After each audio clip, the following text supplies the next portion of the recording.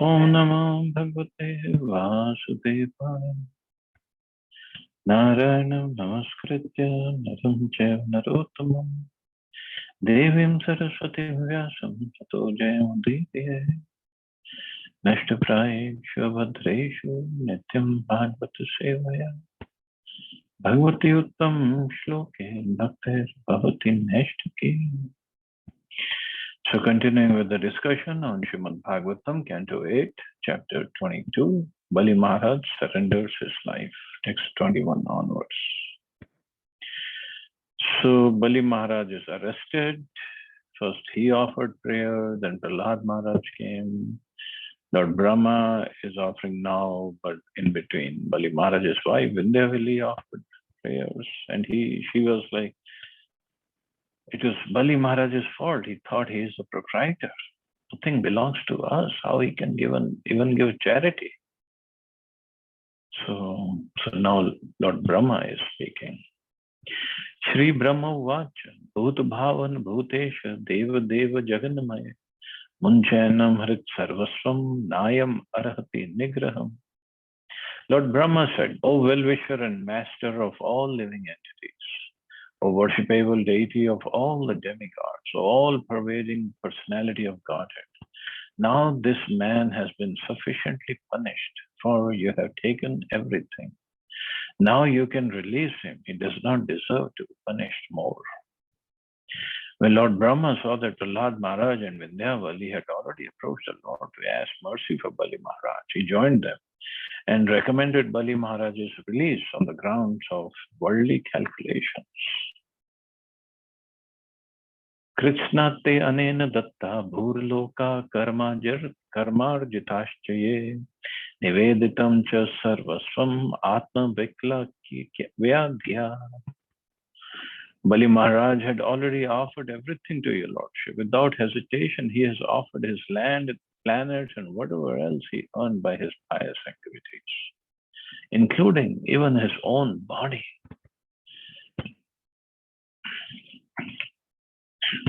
Yat padayor shatdhi salilam prataya durvankurarapi vidhaya satim saparyam apyuttamam gatim aso bhajate trilokim dashwan viklavamana katham artim richeta.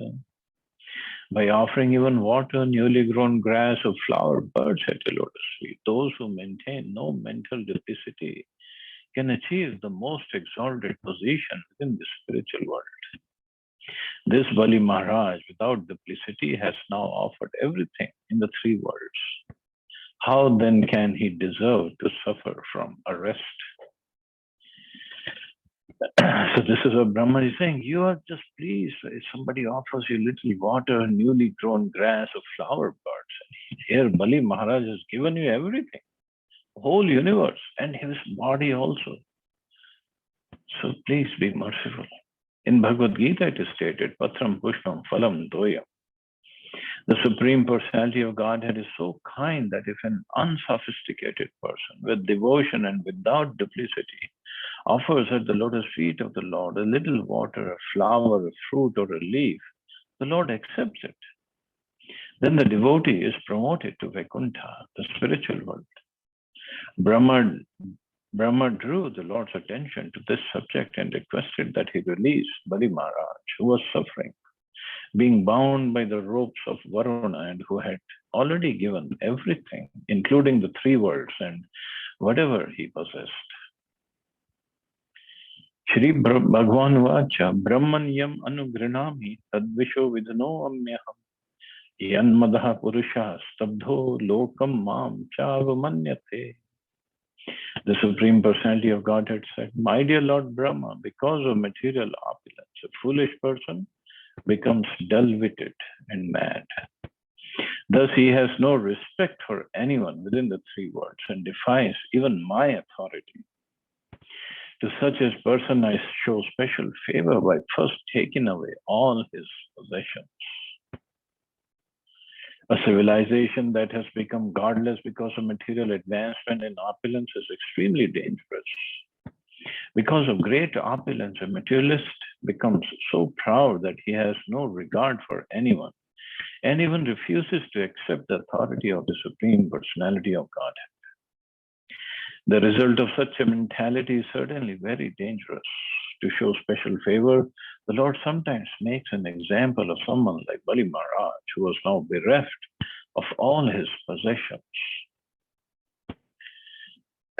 So sometimes makes an example of someone like Bali Maharaj. Although Bali Maharaj is his devotee and he will get in return plenty, much more than he expected.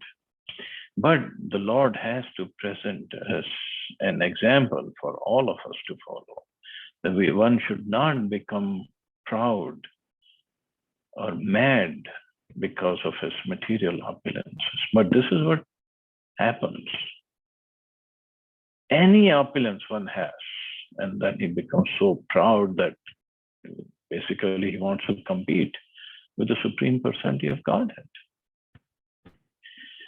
Yada kadachi jivatma samsaran nij karma bhi nana yonishvanishoyam paurushim gatima prajet.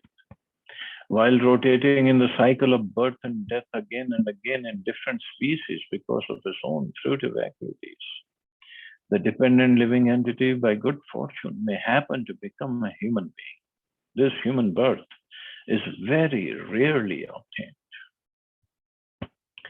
The Supreme Personality of Godhead is fully independent, thus it is not always a fact that a living being's loss of all opulence is a sign of the Supreme Lord's mercy upon him.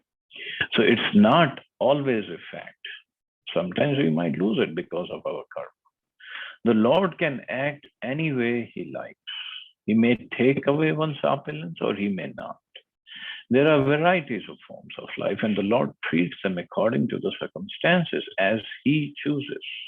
He is not bound by our karma.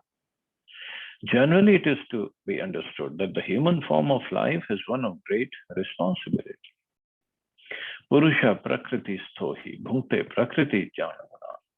The living entity in material nature follows the ways of life, enjoying the three modes of nature. This is due to his association with that material nature. Thus, he meets with good and evil amongst various species. After thus rotating through many, many forms of life in the cycle of birth and death, the living being gets a chance for a human form. Therefore, every human being, especially one belonging to a civilized nation or culture, must be extremely responsible in his activities.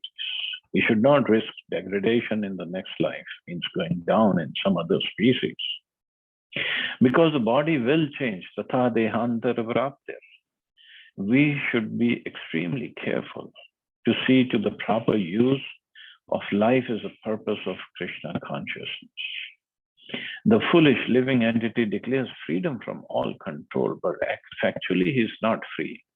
He is fully under the control of material nature. He must therefore be most careful and responsible in the activities of his life. So a human form of life, it's a life or it's a species of great responsibility.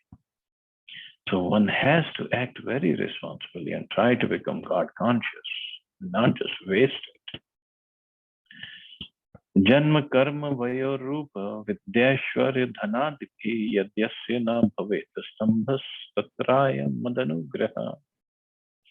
If a human being is born in an aristocratic family or a higher status of life, if he performs wonderful activities, if he is youthful, if he has a personal beauty, a good education, and good wealth, and if he is nonetheless not proud of his opulences, it is to be understood that he is especially favored by the Supreme Personality of God.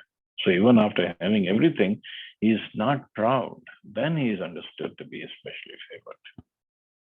When in spite of possessing all these opulences, a person is not proud, this means that he is fully aware that all his opulences are due to the mercy of the Supreme Personality of Godhead. He therefore engages all his possessions in the service of the Lord. A devotee knows very well that everything, even his body, belongs to the Supreme Lord.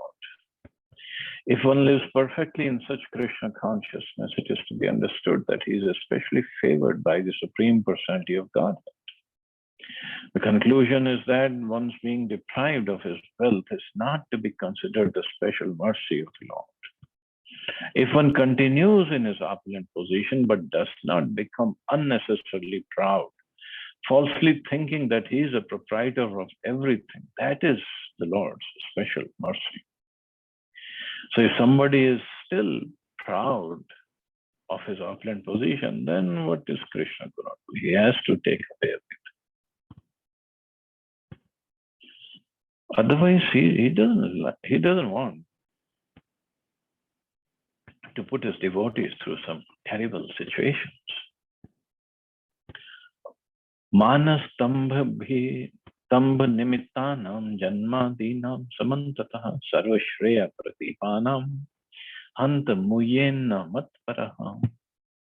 Although aristocratic birth and other such opulences are impediments to the advancement in devotion service, because they're causes of false prestige and pride, these opulences never disturb, never, Shukdev Goswami is saying never, disturb a pure devotee of the Supreme Personality of Godhead.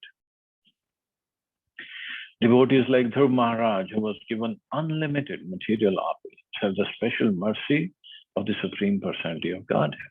Once Kuvera wanted to give Dhruv Maharaj a benediction, but although Dhruv Maharaj could have asked him for any amount of material opulence, he instead begged Kuvera that he might continue his devotion service to the Supreme Personality of Godhead. So that happened when Dhruv Maharaj was fighting the Yakshas, and Yakshas are followers of Kuvera. So and Dhruv Maharaj stopped the fight. I think when Lord Brahma intervened. So then Kuvera was pleased with Dhruv Maharaj, and he said, "You ask me anything, whatever you want, I'll give you." And Kubera, being the treasurer of the demigods, plenty of opulences to give, but Dhruv Maharaj did not ask for anything. The Supreme Personality of Godhead never takes away material opulences achieved because of devotion service, although he sometimes takes away opulences achieved by pious activities. So if somebody is opulent, means he has done plenty of pious activities, previous lives, or even in this life also. So those opulences can make somebody proud. But if he has obtained opulences because of devotional service, just like Dhruv Maharaj did, so he doesn't become proud. So the Supreme Lord doesn't have to take it away. He does this to make a devotee prideless and put him in a better position in devotion service. If a special devotee is meant for preaching but does not give up his family life or material opulences to take to the service of the Lord surely takes away his material opulences and establishes him in devotional service. Thus, a pure devotee becomes fully engaged in propagating Krishna consciousness. So basically, Prabhupada is mentioning his own example without taking any names. So if a special devotee is meant for preaching but does not give up his family life or material opulences, so Prabhupada had both. His business was going good, Prayag pharmacy, and family life was also good. But Krishna had special plans for him. So Krishna took away both, the business and the family life, and let him take sannyas, and then let him struggle. He did plenty of struggle in Vrindavan and in Delhi. And then Krishna arranged for his ticket to USA. And he came to USA. Even in USA, he had to struggle a lot in the beginning. 1 year he struggled. It's not like just because he was a pure devotee, the Krishna just gave everything on a silver platter. No. 1 year. And then slowly, devotees started joining him. And even after the movement was established and it was flourishing, he still had to struggle. Well, actually, not financially, but there's so many other ways, court cases and government problems or other issues, management issues. But Krishna really gave him everything. Nobody in the history has done what Prabhupada did. Esha Danva Daityanam Agrani Kirti Vardhana Ajay Shid Jayam Mayam Sidannapi Namuyati. Bali Maharaj has become the most famous among the demons and non-believers, for in spite of being bereft of all material opulences, he is fixed in his devotional service. In this verse, the words Sidan Api Namuyati are very important. A devotee is sometimes put into adversity while executing devotional service. In adversity, everyone laments and becomes aggrieved, but by the grace of the Supreme Personality of Godhead, a devotee, even in the worst condition, can understand that he is going through a severe examination by the Personality of Godhead. Bali Maharaj passed all such examinations as explained in the following verses. So these are the glories of Bali Maharaj. Kshinarikta চ্যুta Sthanat Kshipto Baddhascha Shatrubhi Gyatibhischa Parityakto Yatnam Anuyapitaha Gurunam Bharsita Kshapto Jaho Satyam Na Suvritaha Chalarukto Maya Dharmo Nayam Tyajati Satyava. Although bereft of his riches, fallen from his original position, defeated and arrested by his enemies, rebuked and deserted by his relatives and friends, although suffering the pain of being bound and although rebuked and cursed by his spiritual master, Bali Maharaj, being fixed in his vow, did not give up his truthfulness. It was certainly with pretension that I spoke about religious principles, but he did not give up religious principles, for he is true to his word. So this is severe test by Lord Vamandev. Bali Maharaj passed a severe test put before him by the Supreme Personality of Godhead. This is further proof of the Lord's mercy towards his devotee. The Supreme Personality of Godhead sometimes puts a devotee to severe tests that are almost unbearable. One could hardly even live under the conditions forced upon Bali Maharaj. That Bali Maharaj endured all these severe tests and austerities is a mercy of the Supreme Lord. The Lord certainly appreciates the devotee's forbearance, and it is recorded for the future glorification of the devotee. This was not an ordinary test. As described in this verse, hardly anyone could survive such a test. But for the future glorification of Bali Maharaj, one of the Mahajans, the Supreme Personality of Godhead, not only tested him, but also gave him the strength to tolerate such adversity. The Lord is so kind to his devotee that when severely testing him, the Lord gives him the necessary strength to be tolerant and continue to remain a glorious devotee. So the Lord gives the strength and the test, but then it's up to the devotee how he wants to take the test and how he wants to react to the test. Although the strength is given, but the independence is still there. So it's not that the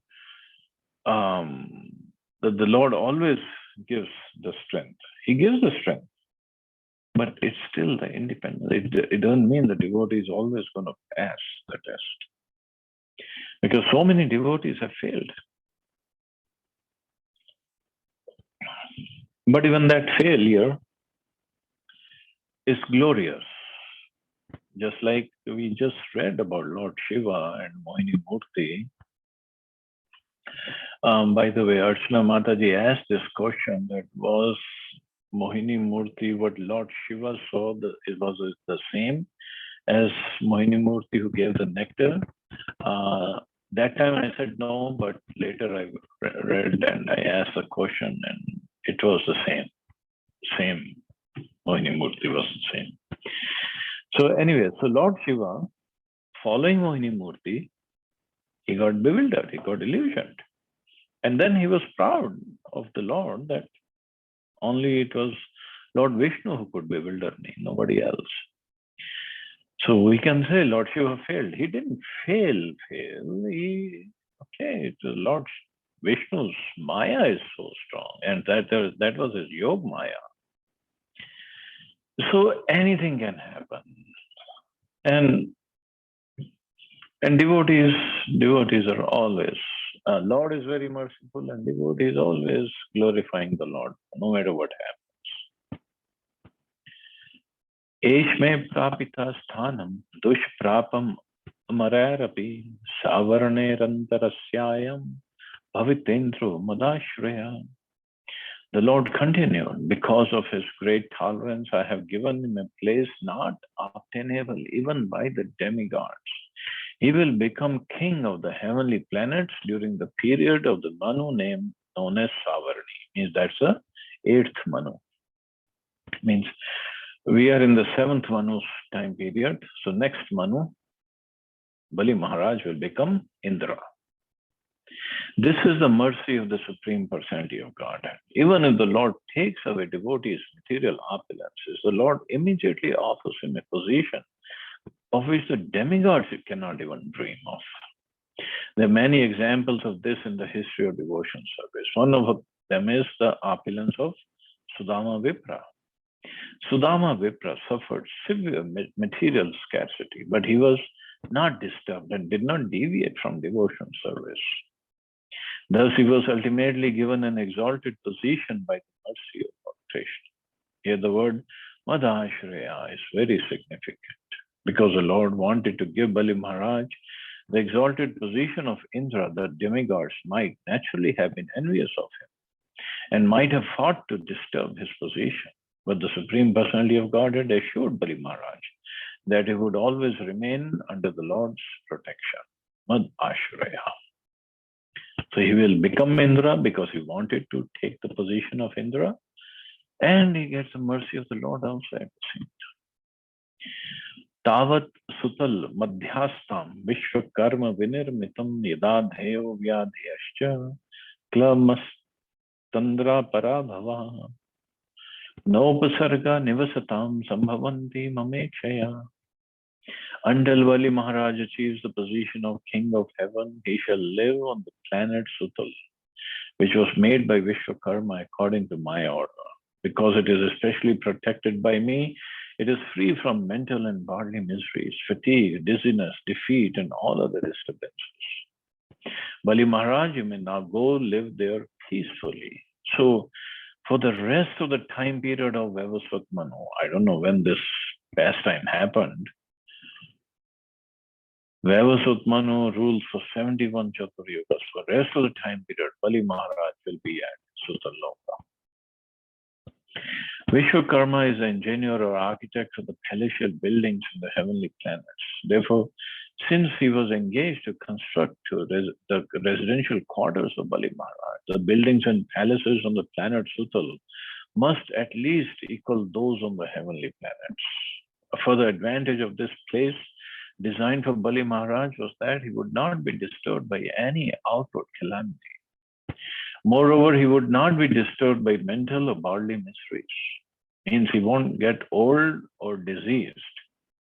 These are all extraordinary features of the planet Sutal, where Bali Maharaj would live and would not be disturbed by any outward calamity. Means nobody can come and take over. Means Indra or the demigod, they cannot attack and win. Nothing can happen. In the Vedic literature, we find descriptions of many different planets where there are many, many palaces, hundreds and thousands of times better than those of which we have experience on this planet Earth. When we speak of palaces, this naturally includes the ideas of great cities and towns. Unfortunately, when modern scientists try to explore other planets, they see nothing but rocks and sand. Of course, they may go on with their frivolous excursions, but the students of Vedic literature will never believe them or give them any credit for exploring other planets. Because Bhagavatam gives so much of descriptions. So what is happening on the other planets? And mercy of Lord Vamandev, he got such a beautiful place to live. Indrasen Maharaj Yahi Bhobhadram Astute Sutalam Swargibhi Prarthyam Gyatiti Parivarita. O Bali Maharaj, or Indrasen, because he will be the Indrasen later. Now you may go to planet Sutal, which is desired even by the demigods. Live there peacefully, surrounded by your friends and relatives. All good fortune under you. Bali Maharaj was transferred from the heavenly planet to the planet Sutal, which is hundreds of times better than heaven, as indicated by the words Swargibhi Prarthayam. When the Supreme Personality of Godhead deprives his devotee of material opulences, this does not mean that the Lord puts him into poverty. Rather, the Lord promotes him to a higher position. The Supreme Personality of Godhead did not ask Bali Maharaj to separate from his family. Instead, the Lord allowed him to stay with his family members. It wasn't like Bali Maharaj is going to take sannyas. Na tvam abhi bhavishyanti lokesha kim tapare tvacha sannadika natigan datyas chakram sudishesi. On the planet Sutal, not even the predominating deities of other planets, what to speak of ordinary people, will be able to conquer you. As far as the demons are concerned, if they transgress your rule, my disc will kill them. Just imagine, so much of mercy is getting. Rakshashya sarvato aham tvam sanugam saparichadam sada sannihitam veer tatra mam drakshate bhavan. O great hero, I shall always be with you and give you protection in all respects along with your associates and paraphernalia. Moreover, you will always be able to see me there. Tatra dana datyanam sangate bhavasura drishva madanu bhavam ve sadhya kunto vinakshati. Because there you will see my supreme prowess, your materialistic ideas and anxieties that have arisen from your association with the demons and danavas will immediately be vanquished. The Lord assured Bali Maharaj of all protection, and finally the Lord assured him of protection from the effects of bad association with the demons. Bali Maharaj suddenly became an exalted devotee, but he was somewhat anxious because his association was not purely devotional. The Supreme Personality of Godhead therefore assured him that his demoniac mentality would be annihilated. In other words, by the association of the devotees, the demonic mentality is vanquished. So when a demon associates with devotees engaged in glorifying the Supreme Personality of Godhead, he gradually becomes a pure devotee. So Bali Maharaj, because he surrendered everything to the Lord, so he can Sutal Loka, which is unconquerable, no problems at all, no diseases, no miseries, no bad association of the Supreme Lord always, and next life is going to become Indra. So, devotional service to the Lord, by offering everything in his service, one is not a loser. One becomes a winner in every respect. So basically, this is what the lesson we are learning from this pastime. All we have to do, just try to surrender. That's it. And Krishna will take care. That's his promise. So thus ends the Bhaktivedanta purpose of 8th Canto, 22nd chapter, entitled Bali Maharaj Surrenders His Life. So we'll stop here. See anybody has any questions or comments.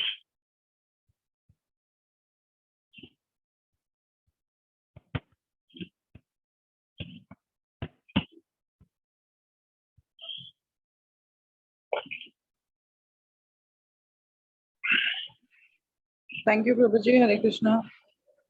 Thank you, Mata. Hare Krishna. Prabhuji, surrendering to God is always a constant struggle within, I think. Yeah, that's why we need association. It's not easy, Prabhuji. It's not easy. It's Nobody is not saying easy. it's easy. Also the detachment from the things, and for 1 second is something else, for 1 second is nothing. These are all tests. These are all a tests.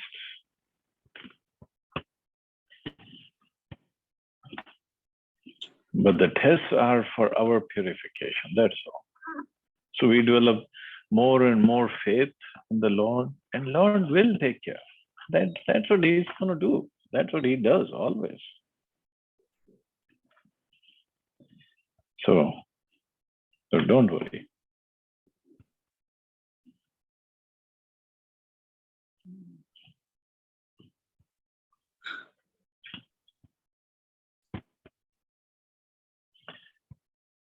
Okay, so we can stop here. You all have a safe and wonderful day. Hare Krishna. Jai Shri. Krishna. Thank you, Prabhuji. Hare Krishna. Hare Prabhuji, Jai Krishna. Shri Jai Shri Prabhupada. Thank you, Prabhupada.